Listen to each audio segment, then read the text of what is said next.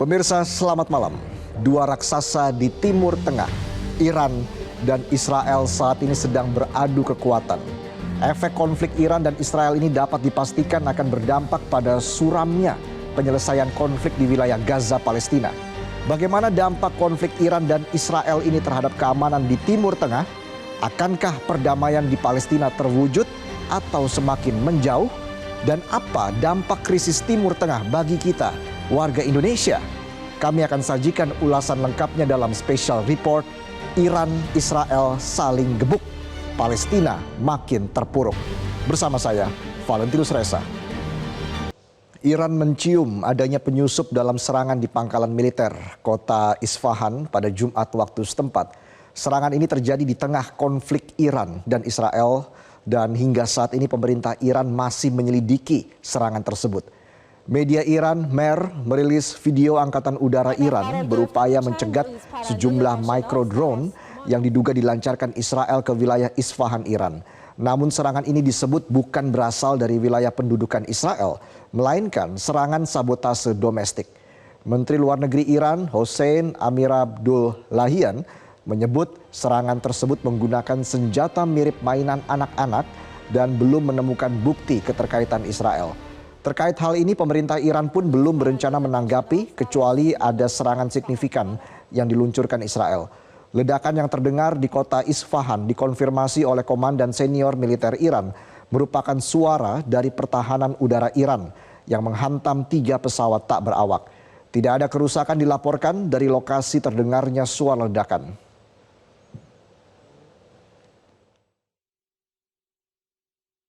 صدایی که امروز صبح در اصفهان شنیده شد انفجار نبود. شلیک سامانه های قدرتمند پدافند هوایی به شیء مشکوکی بود که هیچ گونه خسارت یا حادثه ای رو در پی نداشت و نیروی پدافند هوایی و کارکنان غیورشون با آمادگی و قدرت کامل آماده هر گونه برخورد با دشمنی که سوء نیتی به سرزمین و آسمان ایران اسلامی رو داشته باشند دارند. Ribuan warga Iran mengadakan aksi usai sholat Jumat menyusul serangan drone-drone kecil Israel ke Iran.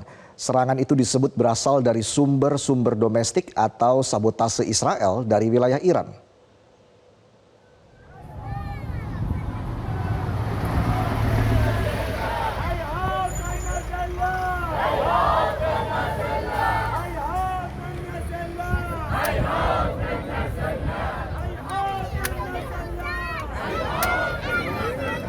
Dengan membawa replika rudal dan bendera Iran, ribuan warga di berbagai kota seperti Qum dan Isfahan mengadakan protes atas serangan Israel ke Iran hari Jumat. Massa meneriakkan kecaman terhadap Israel dan Amerika Serikat. Rakyat Iran yang mengikuti aksi ini mendukung pemerintahan Iran untuk melawan kejahatan yang dilakukan Israel, baik kejahatan terhadap fasilitas diplomatik dan kepentingan Iran maupun kejahatan genosida oleh rezim apartheid Israel terhadap bangsa Palestina. Tersebut dinafikan. Sekarang masyarakat setelah sholat Jumat turun ke jalan untuk mendukung pemerintah.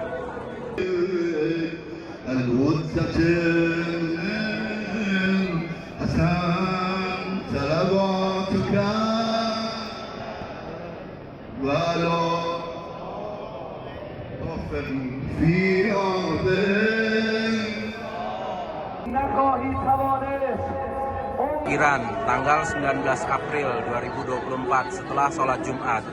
Setelah ada berita bahwa Iran diserang oleh Israel.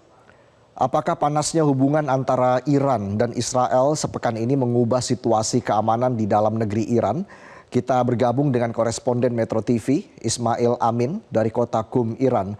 Ismail, apa yang membuat pejabat Iran meyakini bahwa serangan drone di kota Isfahan bukan dilakukan oleh Israel? Ya, selamat malam Mas Reza di studio waktu Indonesia. Sebagaimana telah diinformasikan melalui media-media di Iran, dari otoritas militer menyebutkan bahwa serangan drone disebutkan bukan berasal dari luar wilayah Iran. Bahkan ini disebut bukan sebuah serangan karena ledakan yang dimaksud adalah tembakan dari aktivasi sistem pertahanan udara Iran, dan itu sangat tidak membahayakan dan tidak menimbulkan kerugian apapun.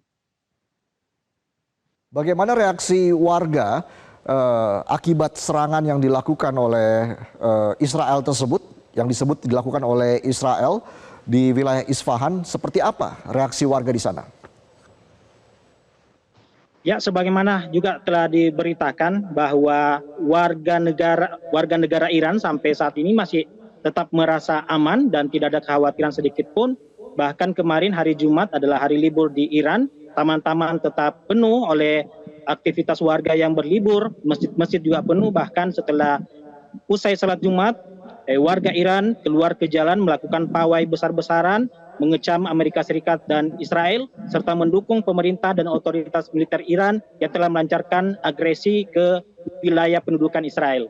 Sehingga dengan ini kami beritakan bahwa sampai hari ini pun, pada Sabtu ini, kami juga melihat tidak ada kepanikan.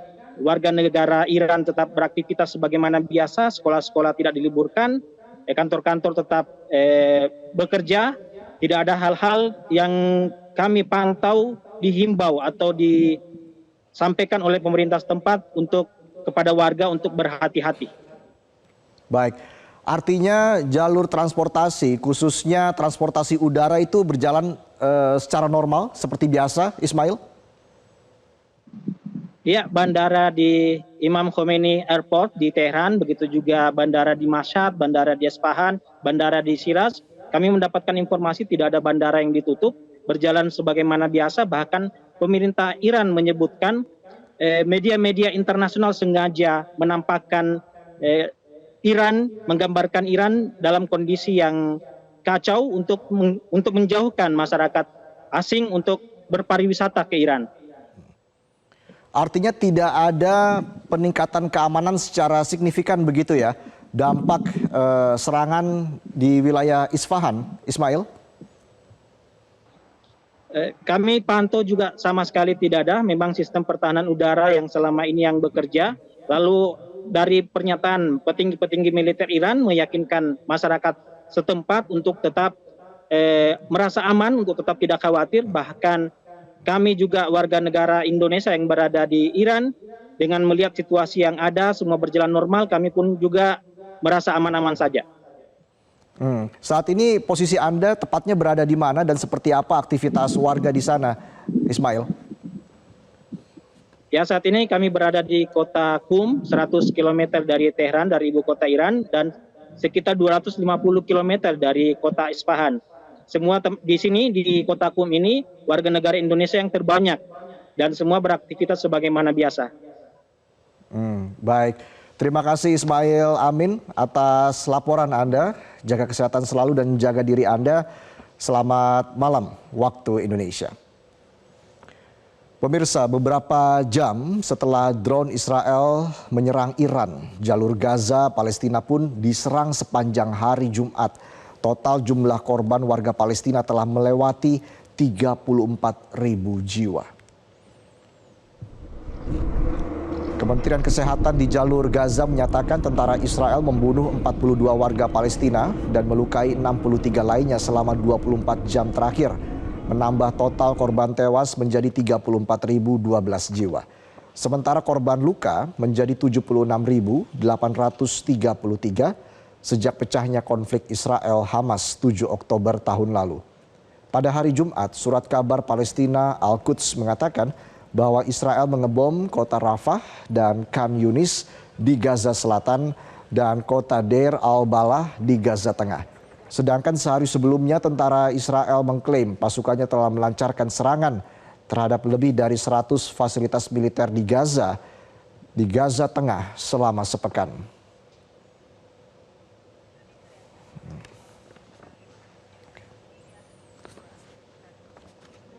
Lalu bagaimana konflik Iran dan Israel berdampak pada kondisi keamanan di Timur Tengah dan bagaimana pengaruhnya terhadap kondisi di Palestina?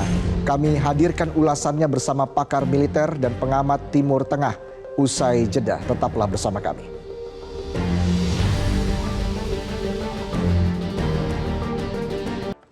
Pemirsa, serangan balasan Iran ke Israel membuat kondisi di Timur Tengah terus memanas selama 1 pekan ini. Hari Jumat, Israel disebut-sebut melakukan serangan balasan ke salah satu kota penting di Iran. Dan pemirsa, kita lihat bersama, ini adalah kota Isfahan di Iran. Kota Isfahan berjarak sekitar 350 km dari ibu kota Iran, Teheran. Kita lihat visual yang berikut ini, pemirsa.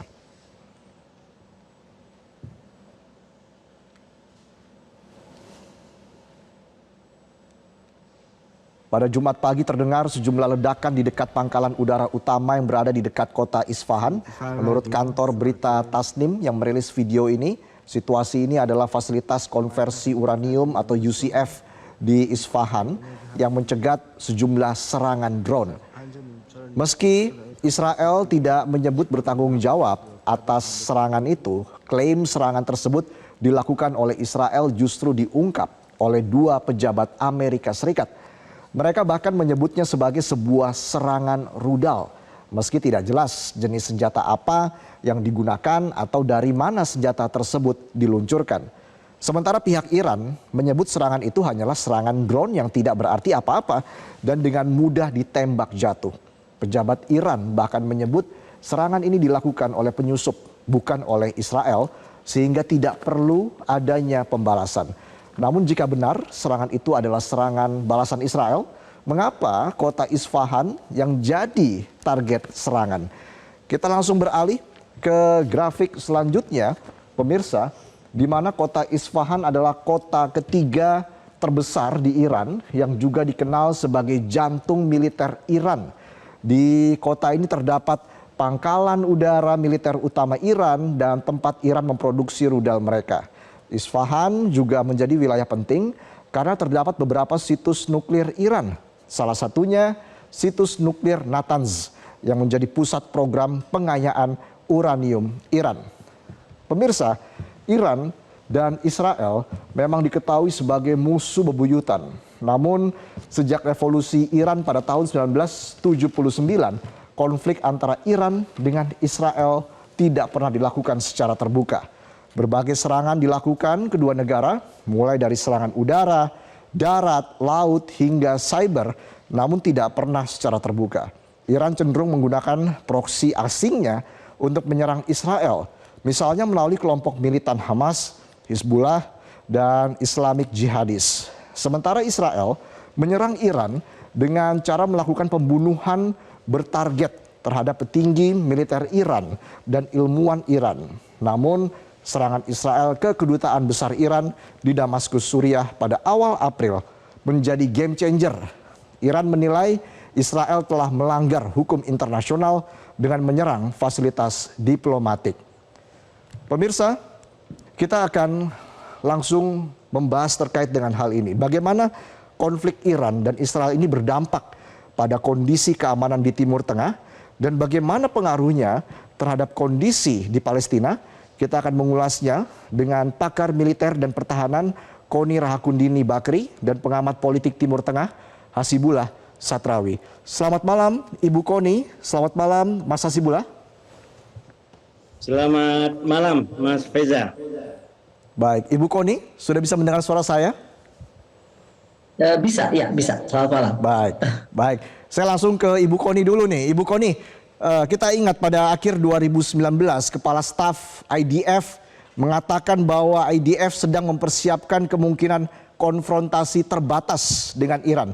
Apakah memang serangan yang dilakukan Israel ini sudah menjadi bagian dari konfrontasi terbatas itu, Ibu Koni?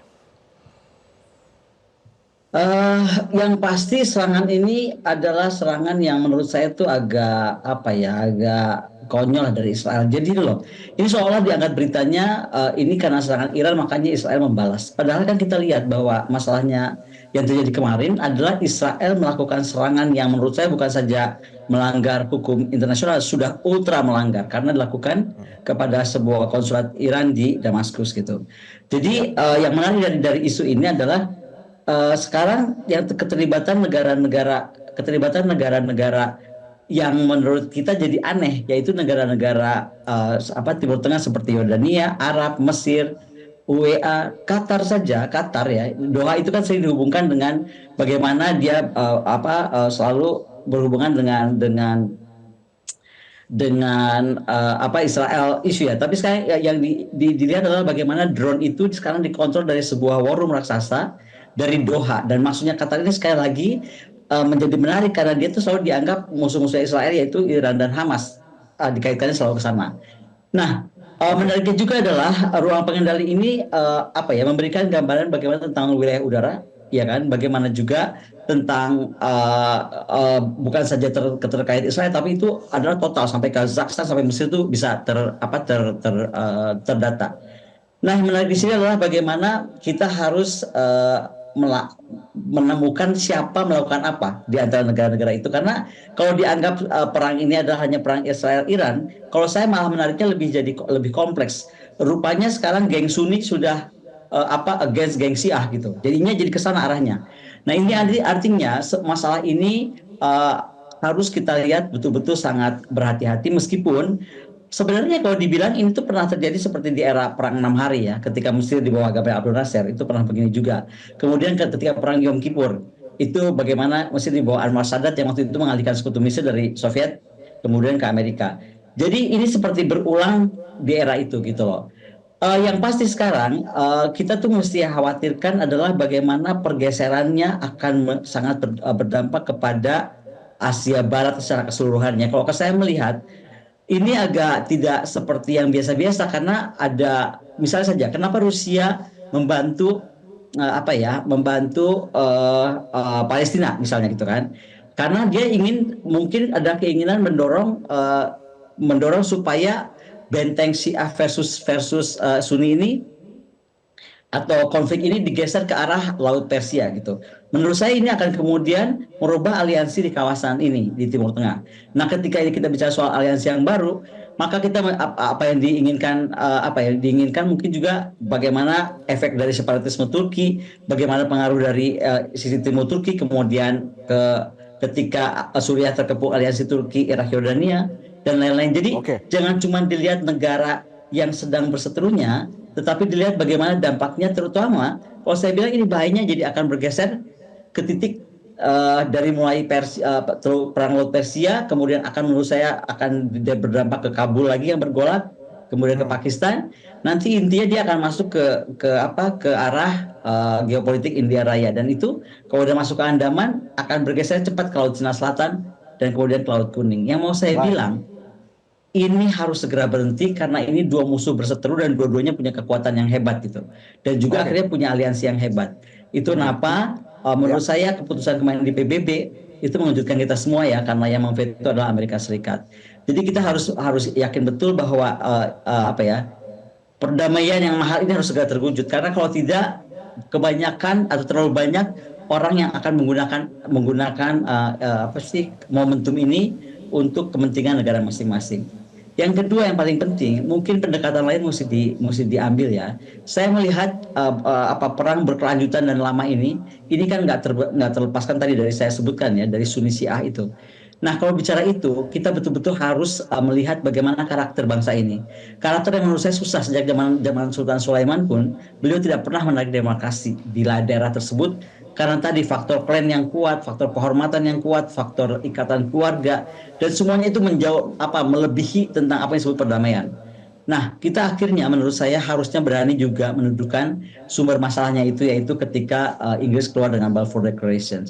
Jadi berbicara tentang Timur Tengah ini, kita menurut saya yang pesimis yang malah akan jadi perkiraannya tepat, dan saya adalah salah satu yang pesimis. Baik, saya merasa kalau itu ya tidak diselesaikan betul akan berbahaya.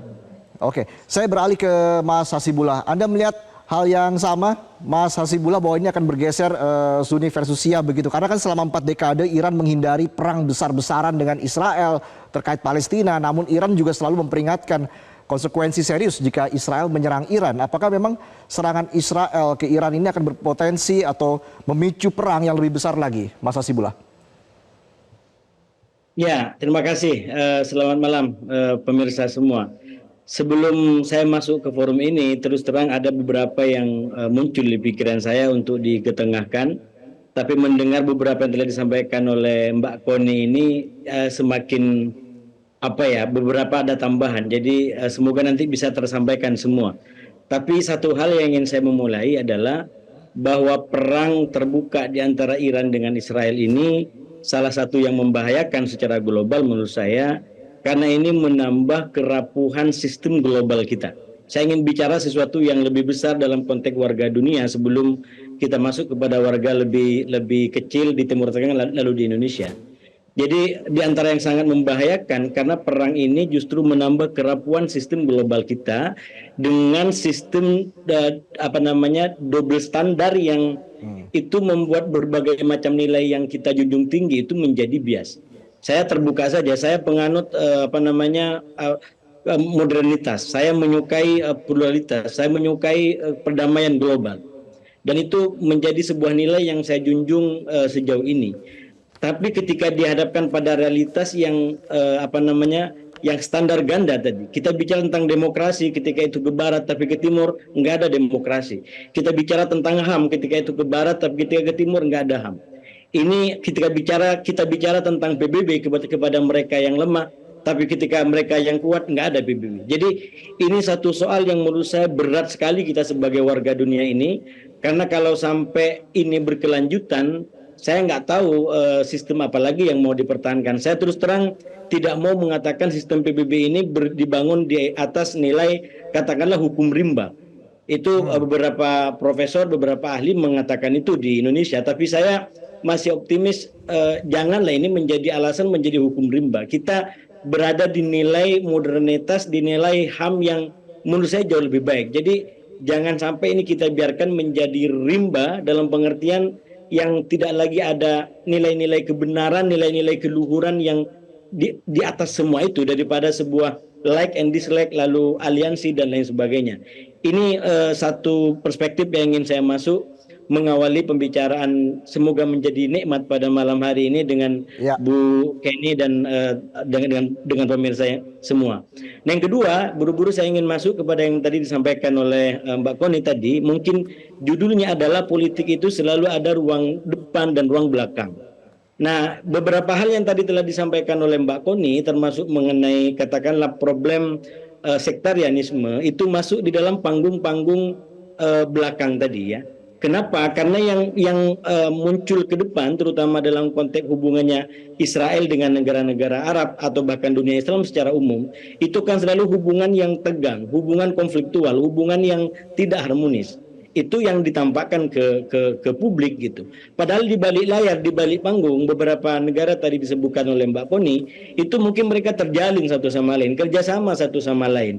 Walaupun memang itu bisa kita pastikan ini di level elit, di level para pengambil kebijakan. Tapi kalau kita bicara tentang rakyat, maka saya yakin rakyatnya masih kebanyakannya adalah mereka-mereka yang mungkin terpengaruh dengan sikap-sikap luar yang ditampakkan oleh Israel, yang kalau di media Timur Tengah itu hari-hari media memberitakan bagaimana Israel membunuh orang-orang tua, ibu-ibu, perempuan, kemudian anak-anak, kemudian itu berita harian yang bukan hanya terjadi dari 7 Oktober sebenarnya.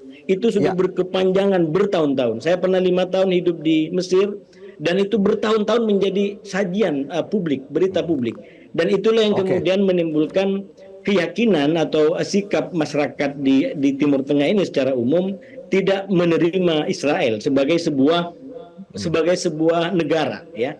Tentu sebagai sebuah komunitas, apalagi ini masyarakat, itu banyak juga pandangan di negara Timur Tengah, tapi secara umum ada kecenderungan seperti itu. Jadi kita harus bisa membedakan di antara yang ditampakkan dan yang tidak ditampakkan, dan beberapa yang tadi disampaikan oleh Mbak Koni itu memang masuk di wilayah yang tidak ditampakkan. Nah, masuk kepada wajah depan dan belakang tadi ya, Mas Hasibullah, wajah depan dan belakang politik tadi ya. Judul yang disampaikan oleh Metro TV menurut saya justru masuk di situ.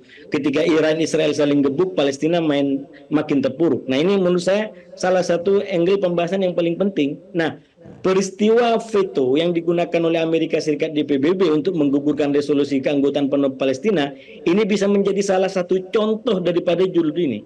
Kenapa? Karena kalau kita coba crosskan dua perkembangan di antara hubungan Israel dengan Iran dan Israel dengan Gaza, maka sebenarnya ada persoalan veto tadi. Saya sebutkan demikian, kalau kita ikutin episode terbaru dari konflik Israel dengan Gaza pasca 7 Oktober, maka sebenarnya menimbulkan keketiran di antara Israel dengan Amerika. Kenapa? Dan Mas Hasibullah, artinya sikap Amerika ini juga dipertanyakan ya, karena kan sejauh ini Amerika Serikat seakan-akan bersikap tidak mau ikut campur, tapi kok juga masih kasih kucuran dana begitu ya, 14 juta dolar ke Israel. Nanti kita bahas lebih lanjut lagi terkait dengan hal itu dan juga bagaimana nasib Palestina ke depan. Tapi kita harus jeda dulu pemirsa, tetaplah bersama kami.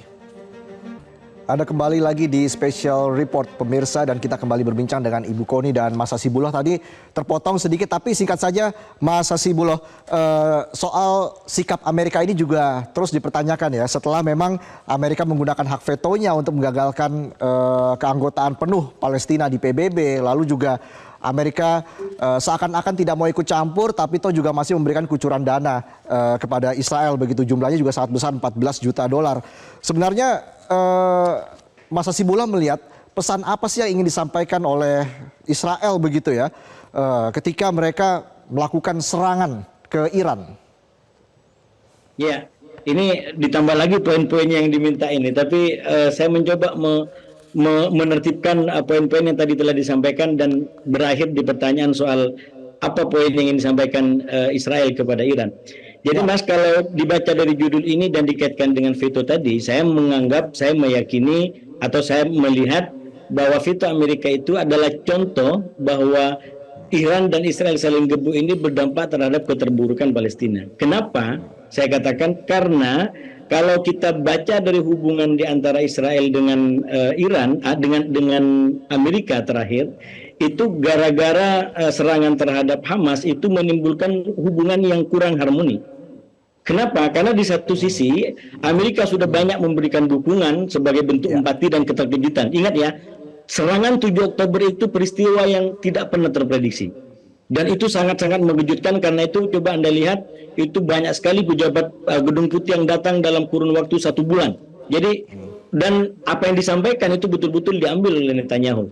Bahwa kami dukung apapun yang mau dilakukan, bahwa kami siap untuk kasih apapun yang dibutuhkan oleh Israel dalam konteks membela diri. Dan ketika melakukan bela diri, Israel sampai pada tahap tidak terbayang mungkin oleh sejarah kejahatan yang mau dilakukan seperti sekarang. Anak-anak dibunuh sedemikian luar biasa, perempuan dibunuh 34.000 lebih kalau datanya Metro tadi. Pada hari 197 per hari ini. Sudah lebih daripada 34.000. Jadi ini bagaimana kita mau bicara tentang sejarah ini kepada peradaban ke depan yang kita anggap sebagai adu ulung menghormati HAM dan kemanusiaan itu. Dan saya melihat gara-gara itu semua Amerika mencoba untuk mengerim Israel dengan cara tolong jangan terus tambah korban ini. Dan Netanyahu sudah kadung di mana dia nggak mau di stop. Dia tetap terutama dalam kasus Rafah mau masuk terus. Nah itu yang saya bilang di ujung episode hubungan Iran dengan Amerika dengan Israel terkait Hamas itu merenggang. Nah saya melihat upaya upaya Israel menyerang Iran sebagai bagian untuk tidak semakin meretakkan hubungan Israel dengan Amerika itu. Dan itu berhasil. Jadi dengan serangan Iran, maka kemudian pernyataan Gedung Putih semuanya silakan datang kembali. Walaupun kalau begitu saya tanya ke Ibu Kony langsung. Setelah 7 Oktober, bahwa Amerika tetap memberikan tolong jangan lakukan serangan balik secara langsung. Dan inilah yang membedakan. Saya melihat bahwa apa yang dilakukan oleh Israel terakhir itu sebagai serangan balasan yang disengaja, yang tetap sesuai dengan arahan daripada Gedung Putih, yaitu balasan yang tidak bisa membawa kawasan kepada perang lebih besar. Karena itu dibikin sebagai sebuah serangan yang tidak terbuka, tapi orang tiba-tiba menjadi tahu ini dilakukan oleh Israel. Baik, sampai di situ dulu Mas Hasibullah. Kita juga ingin minta tanggapan dari Ibu Kony. Ibu Kony, kami sempat mewawancarai Dubes Iran untuk Indonesia, Muhammad Borojoerdi, yang mengatakan bahwa malam di mana Iran melakukan serangan balasan ke Israel itu adalah satu-satunya malam di mana Israel tidak menyerang Gaza. Apakah memang perlu seluruh pendukung Palestina begitu ya, poros perlawanan ini melakukan serangan kepada Israel agar memang tidak ada lagi serangan Israel ke Gaza? Ibu Kony, Anda melihatnya seperti apa? Kalau saya sih mau menambahkan ya, ledakan itu muncul setelah Menteri Luar Negeri Iran Hossein Amir Abdollani itu mengatakan kepada CNN jika Israel mengambil tindakan militer lebih lanjut, maka tanggapannya juga akan lebih keras dari Iran. Jadi menurut saya ini sudah sangat serius eskalasinya. Dan kalau kita lihat kenapa yang diserang adalah kota pengaya uranium tadi dan juga bagaimana itu dekat kota Natanz, yang itu adalah sebenarnya pengaya uranium itu dari Natanz gitu. Baru dekat Natanz itu ada area pengembangan militer dan penelitian militer. Maka kalau saya perhatikan ini seperti langkah Rusia ketika awal perang menarget rebut kembali situs nuklir di ex-Soviet di Ukraina. Jadi di Ukraina Timur dan sekarang dikuasai. Jadi ada langkah-langkah itu yang diambil juga. Nah kemudian yang saya mau garis bawahi adalah begini. Ini adalah masalah kepentingan juga dari leaders ya. Kalau di kasus ini, saya melihat Netanyahu ini lebih kalau saya lihat dari yang saya ketahui ya, Netanyahu justru lebih moderat ketika diserang itu dia yang mempertimbangkan banyak pilihan untuk tidak menyerang balik gitu. Tapi ada ekstremis ultranasionalis seperti Bezalel Smotrich, kemudian siapa lagi ya, Itamar Ben-Gvir.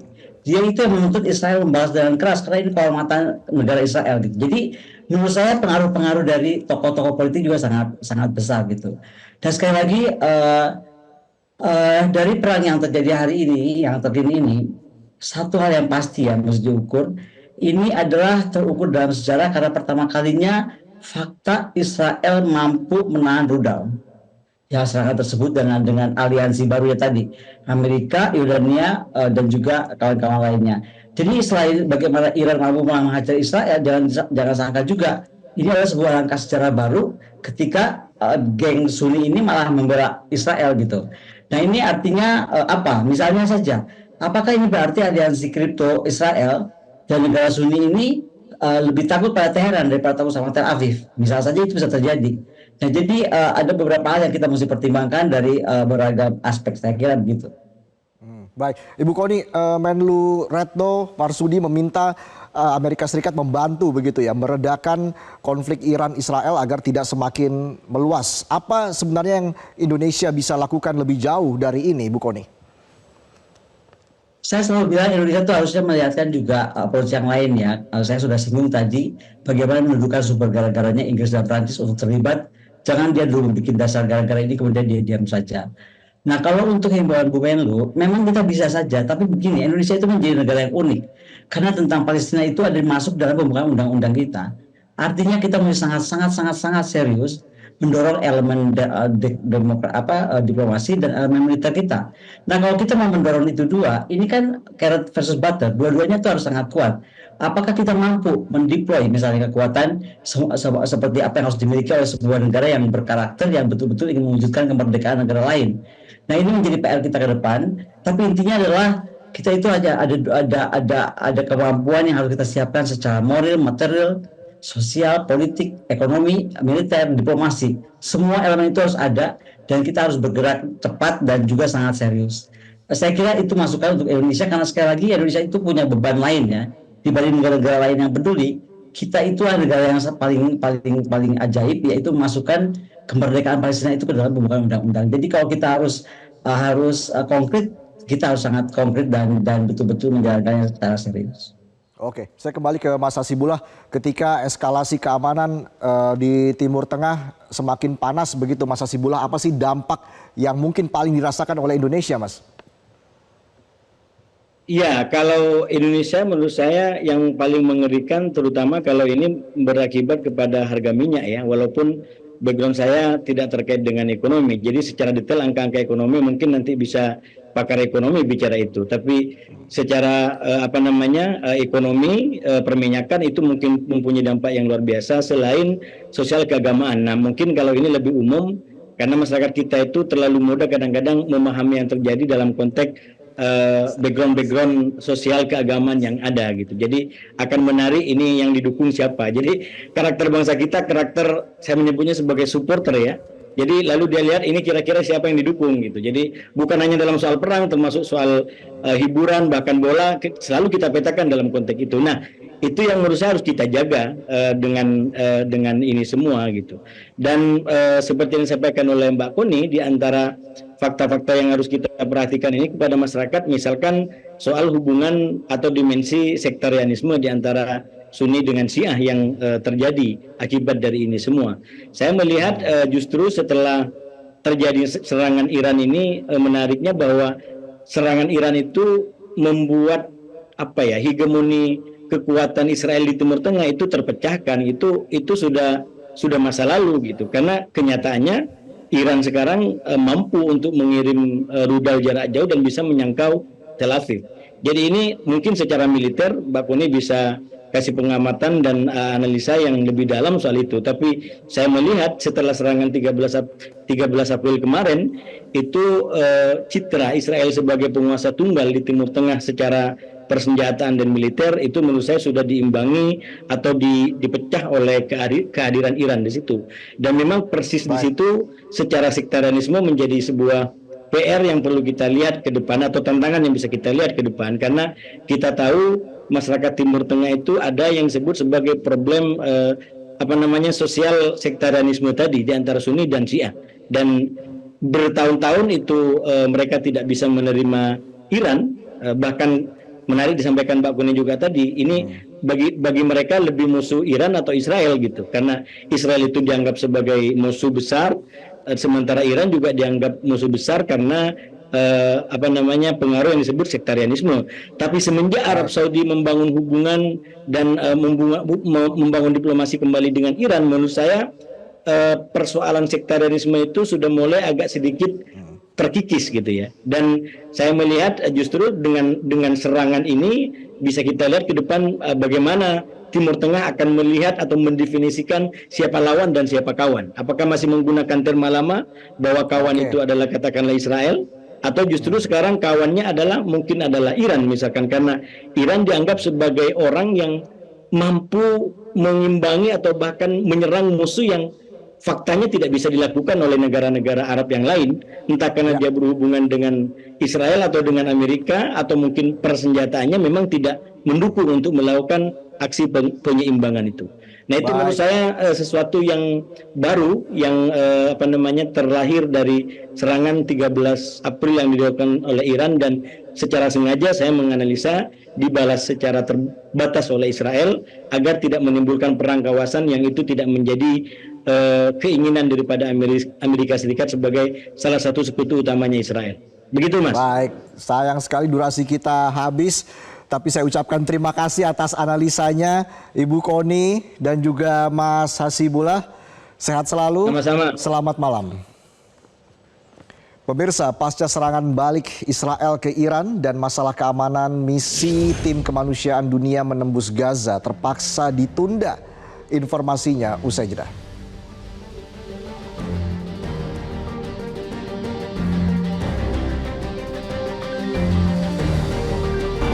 Pemirsa, 1 orang tewas dan 8 lainnya luka-luka dalam ledakan yang terjadi Jumat malam di pangkalan militer Irak yang digunakan kelompok militan pro-Iran. Ledakan terjadi di pangkalan militer Kalsu di Provinsi Babilonia yang berada di selatan ibu kota Irak.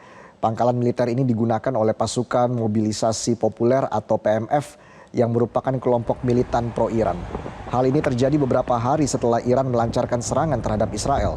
Komando Pertahanan Udara Irak melaporkan negaranya tidak mendeteksi adanya drone atau pesawat tempur di wilayah udara Babilonia sebelum atau selama ledakan.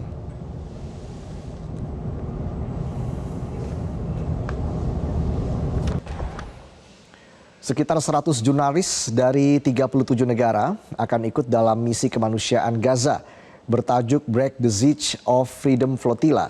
Para jurnalis akan berlayar dari Turki menuju Gaza. Sekitar 100 jurnalis mancanegara dari Amerika, Eropa, Asia hingga Afrika telah berkumpul di Istanbul, Turki sejak 10 April lalu. Metro TV dari Indonesia turut bergabung di antara jurnalis dari berbagai media, mulai televisi, cetak, online, dan radio akan ikut berlayar dalam misi kemanusiaan menembus blokade Gaza.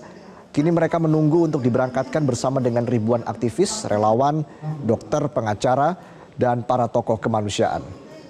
Para jurnalis ini juga akan dibagi dalam 2 pemberangkatan kapal. Sebagian besar jurnalis ditempatkan di kapal Akdenis dan sebagian lainnya di kapal Anadolu, bersama dengan perwakilan misi kemanusiaan dari 37 negara.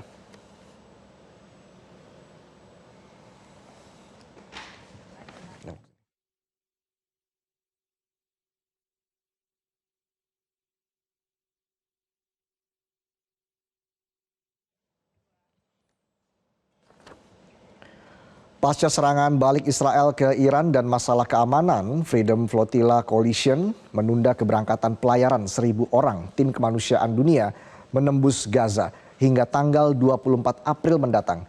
Untuk mengetahuinya kita bergabung dengan rekan Desi Fitriani dari Istanbul, Turki. Desi, apakah tim kemanusiaan dunia akan tetap berangkat jika kondisi Israel dan Iran semakin memanas? Ya, memang Reza, sampai sejauh ini rencananya akan berangkat besok tanggal 21 April pada hari Minggu, tetapi karena kondisi keamanan setelah serangan balik dari Israel ke Iran dan juga belum adanya izin dari pemerintah Turki, karena memang sampai sejauh ini kami dapat informasi bahwa pemerintah Turki meminta untuk tidak berangkat.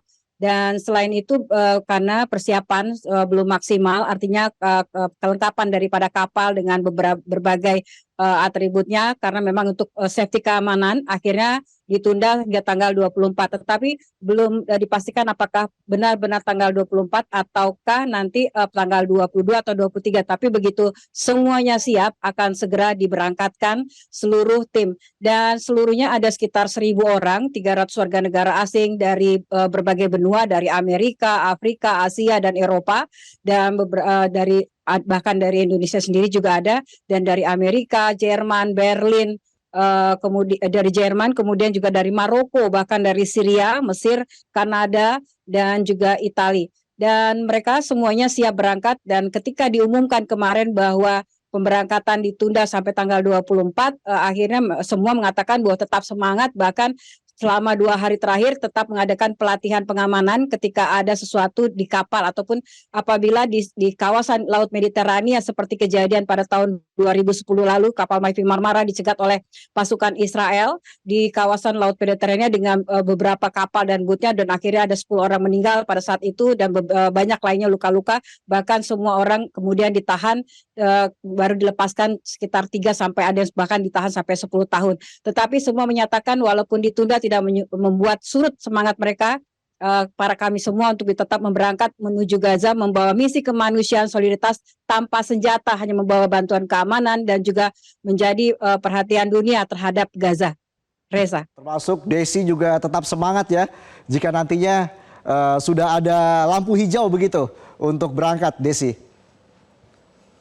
Ya, memang Reza, sampai sejauh ini kita tetap pada niat kita semua, karena ada 6 warga negara Indonesia dari NGO, dari AXO Working Group, dan juga dari Maimuna Center, dan juga dari Golden Future Indonesia. Semuanya memang masih muda-muda, dan satu wartawan dari Metro TV akan ikut serta dalam pelayaran ini. Dan kami juga mendapatkan informasi tadi siang bahwa saat ini sudah berjaga-jaga sekitar 30 kapal di perairan Mediterania untuk menghambat laju daripada pelayaran daripada 3 kapal Anadolu dengan sekitar 800 sampai 1.000 orang kapasitasnya, dan juga ada kapal Akdenis dengan sekitar 800 sampai 1.000, dan Anadolu dengan 200 orang, dan bawa satu kapal kargo dengan 5.500 bantuan, sebagian besar adalah makanan dan juga obat-obatan. Reza. Persiapan apa selama ini yang dilakukan, Desi? Apakah memang lebih ke mental begitu atau seperti apa yang dilakukan oleh para jurnalis ini agar memang benar-benar siap nanti jika memang sudah diberangkatkan dan mendapat lampu hijau untuk berangkat ke Gaza? Ya, memang setiap malam kami melakukan briefing untuk semua perwakilan, bahkan kemarin ada sekitar 100 orang ikut briefing, karena memang ada 300 warga negara asing, khususnya briefing diberikan kepada warga negara asing, dan kami tidak tahu apakah dari warga negara Turki juga diberikan briefing ataupun pelatihan. Dan kami juga tadi dalam 2 hari ini melakukan pelatihan pengamanan seperti yang saya sebutkan tadi, bagaimana cara melindungi diri ketika nanti pasukan Israel terjun dari helikopter ke kapal, dan bagaimana ketika mereka menyandra kita, memborgol kita, dan bagaimana kita menyelamatkan menyelamatkan jiwa, melempar semua barang-barang ke laut, artinya tidak tanpa jejak, karena memang dari beberapa peristiwa terakhir yang pernah dialami dari pemberangkatan laut dari Turki menuju Israel ini memang kapal Mavi Marmara yang paling banyak memakan korban. Dan kesiapan lainnya bahwa bantuan-bantuan makanan dan juga sekitar 5.500 ton bantuan kemanusiaan dari seluruh dunia yang difokuskan kepada Turki itu sudah loading di kapal Vindan dan sudah siap untuk berangkat, masih dalam proses. Sementara kapal yang membangkut penumpang baik kapal Akdenis juga kapal Anadolu sudah siap semuanya. Begitu juga dengan bagaimana nanti signal di laut, bagaimana ketika nanti kalau pada tengah perjalanan dihadang oleh Israel kemudian signal mati tanpa bisa menghubungi, artinya bahwa paspor kita tetap di badan dan juga barang-barang lain tetap ditinggalkan karena memang kalau mereka masuk ke dalam kapal Anadolu atau kapal penumpang itu semua akan diambil dan semua akan dibawa oleh pasukan daripada Israel. Tetapi semuanya kita serahkan kepada yang di atas, pada Allah, bahwa memang niat baik adalah misi kemanusiaan, benar-benar untuk membuka blokade dunia, perhatian dunia terhadap Gaza karena sudah memasuki bulan ke-7 terjadi peperangan di sana dan juga dalam yang tahun terakhir ini, dan juga memang saat ini masyarakat Gaza sendiri kelaparan. Jadi kita membawa bantuan kemanusiaan, banyak makanan yang akan dibawa dan mudah-mudahan misi ini bisa berhasil walaupun sebenarnya sudah 3 kali penundaan. Awalnya akan berangkat tanggal 13 atau 14, kemudian tanggal 21 dan ini masih melihat.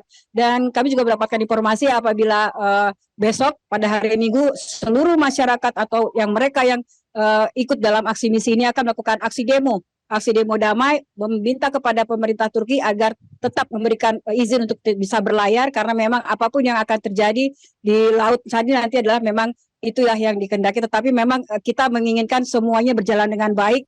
Apapun resikonya, kita juga sudah dilatih bahwa mentalnya ditanyakan kesiapan. Bahkan tadi malam, apakah dengan adanya penundaan, apakah dengan adanya serangan balik dari Israel, ada yang mundur, tetapi ternyata bertambah anggota yang akan datang.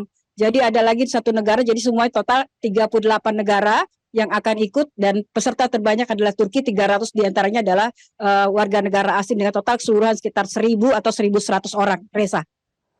Baik, terima kasih Desi Fitriani atas laporan Anda dan tentunya kita doakan yang terbaik untuk Desi agar selalu diberikan keselamatan jika nanti harus menembus ke Gaza dan juga nanti akan kembali lagi ke Indonesia. Terima kasih Desi, jaga kesehatan selalu. Pemirsa, demikianlah spesial report untuk hari ini. Saya Valentinus Reza, mewakili seluruh kerabat kerja yang bertugas, mengucapkan terima kasih atas perhatian Anda. Sampai jumpa.